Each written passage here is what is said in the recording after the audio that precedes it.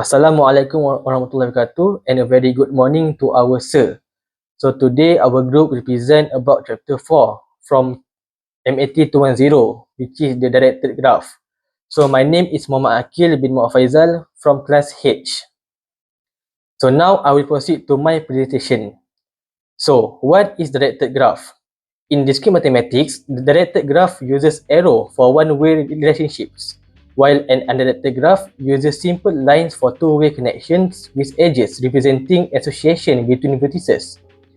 As you guys can see here, there are two types of graph. The left one is for the directed graph and the right one is for the undirected graph. The difference between them is directed graph is an arrow and undirected graph is only a straight line that connects with other nodes. So now I will be focusing on the directed graph. Think of a directed graph as a map of one-way connections. As you guys can see here, this is an arrow. In arrow, it has two parts, which is the tail and the head. The tail acts as an starting point and the head is ending point. The arrow tells that this node goes from here to there. For example, imagine you guys are in Twitter. You follow a celebrity. The arrow will point from you to celebrity. You follow the celebrity and this does not mean they follow you back. So it goes only one way from you to celebrity, not the other way. Next, I will proceed to what is Hamiltonian path. Hamiltonian path is a path that passes through every vertex in the graph exactly one time. It may not pass through all edges, which is the arrow in the graph. For the first example, as you can see here, we have a graph that contains 5 nodes. Node A, B, C, D, and E. Node A will go to B, node B go to C, C to D, and D to E. There is no repeating edges and we passes through every node once.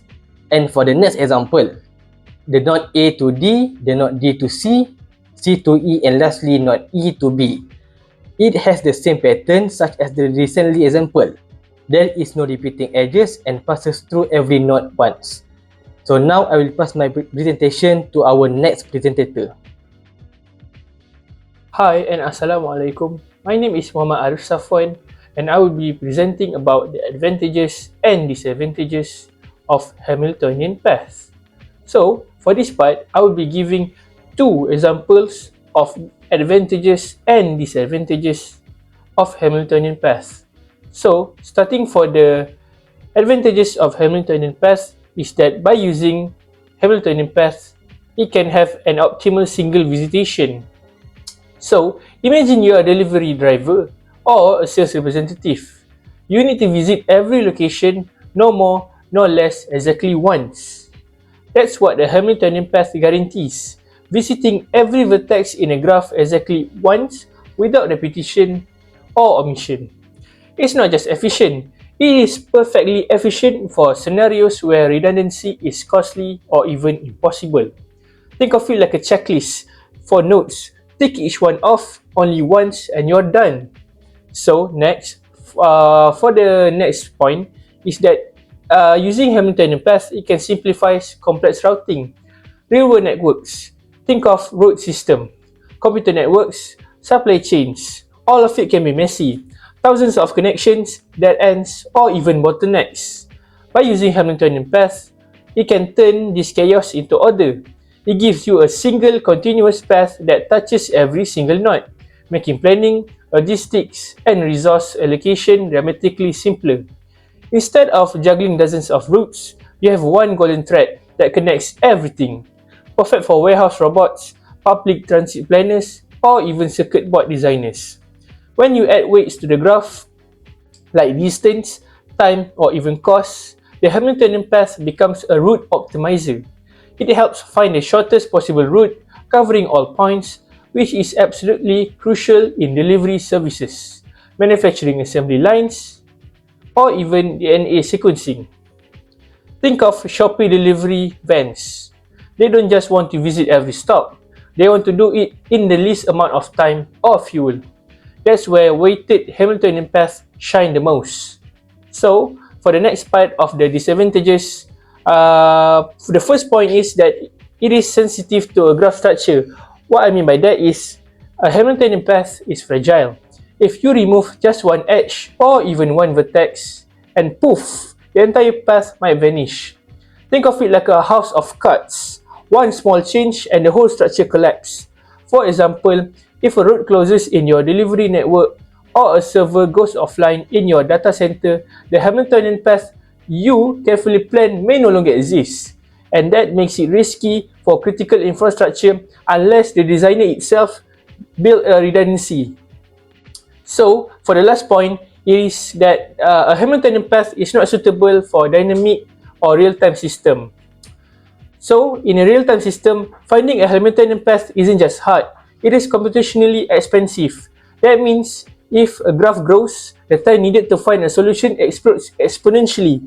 So, if you're running a live traffic system, managing a real-time drone deliveries, you cannot wait hours for a solution.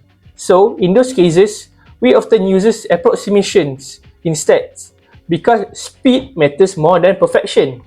So, to conclude all of it, the Hamiltonian path is a brilliant tool for optimal single visiting route, but one that demands careful handling.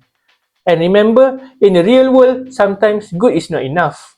A Hamiltonian path is a brilliant tool for optimal single visit route, but one that demands careful handling. Use it wisely where precision matters more than speed and where the graph structure is stable. And remember, in the real world, sometimes good enough is better than perfect, especially when time is money. And so, that is the end of my part, and I will give the next part to the next presenter. Thank you. Alright, moving on, we'll be going into the real-world application for the Hamiltonian path. In this scenario, we'll be taking the issue of how to visit each and every state of the Peninsula Malaysia. Now, we won't be accounting for Kuala Lumpur and Putrajaya, so in total it will be 11 states overall. So here is all the paths without the map behind it. We can see that each state that goes into another will have its own distance. Now, the ultimate question is how do we visit all of the states starting from Johor? Now, starting out with Route 1, we can see that it starts from Johor and goes to Malacca before moving on to Negeri Sembilan and goes to Selangor, which is the shortest path, about 60 kilometers. And then from Selangor, we go to Pahang. And from Pahang, we go to Terengganu, moving more up north to Kelantan. And from Kelantan, we go over to Kedah with a whopping 490 kilometers. And from Kedah, we go to Perlis, which is just 40 kilometers. And from Perlis, we go back down to Penang and down to Perak to finish it off. Now, the total sum of all the distance comes out to around 1,720 kilometers. Moving on to Route 2, it starts from Johor like usual, but this time we will be going to Pahang first, which takes about 340 kilometers. And from Pahang, we go up north to Terengganu, and then we go as usual to Kelantan. But from Kelantan, we go to Perak first, and then we go to Kedah, which takes up 460 kilometers from Kelantan to Perak, and 200 kilometers from Perak to Kedah. From Kedah, we go up north again to Perlis, and from Perlis, we go back down to Penang, and all the way from Penang, we go down to Selangor for around 360 kilometers, and from Selangor, we go to Malacca, and ending off at Negeri Sembilan. Now, the total summary of all this distance comes around to 2,100 kilometers. Moving on to our final route, it starts from Johor like usual, and this time we go again to Malacca first, but this time we're going left and goes into Selangor, and from Selangor we go up to Penang. From Penang we go to Perlis, before going back down to Kedah, going back down to Perak and Kelantan, which again takes 200 kilometers and 460 kilometers respectively. And we go back down to Terengganu, which goes down to Pahang and ends at Negeri Sembilan once again. This route is somewhat similar to Route 2, which explains why it comes out to almost the same exact distance at around 2,120 kilometers. Now, from these 3 routes, we can see that each of them managed to visit all 11 states at once. However, the purpose of learning the Hamiltonian path is for us to know and navigate which path takes the least shortest amount of time, or distance in this case, for us to travel. Now we can see all 3 routes and their total distance side to side, and we can see by analyzing it, Route 1 comes out as the shortest path, whilst Route 2 and Route 3 are gonna take longer in order for us to visit all 11 states using those paths. In conclusion of all this, you can see that the knowledge of directed graph, in this case the Hamiltonian path, helps us in knowing which route is the shortest, which can save us time, energy, and also distance, which is very useful for the real world applications.